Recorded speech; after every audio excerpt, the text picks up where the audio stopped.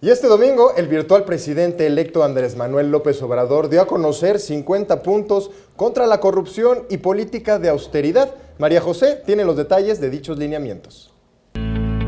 Andrés Manuel López Obrador, virtual presidente electo de México, dio a conocer los 50 lineamientos generales para el combate a la corrupción y política de austeridad republicana, los cuales destacó como reformar el artículo 108 de la Constitución para que el presidente de la República pueda ser juzgado por delitos electorales y actos de corrupción.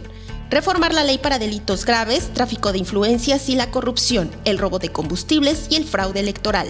Todo funcionario deberá presentar su declaración de bienes patrimoniales y de sus familiares. Para que se aplique lo que decía el presidente Juárez, que el funcionario aprenda a vivir en la justa medianía. Serán canceladas todas las pensiones a los expresidentes de la República. El Estado Mayor Presidencial se incorporará por completo a la Secretaría de la Defensa Nacional.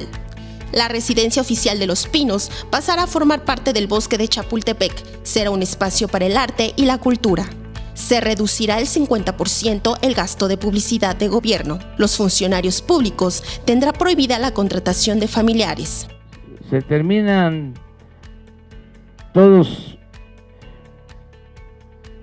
esos métodos que tienen que ver con la política tradicional.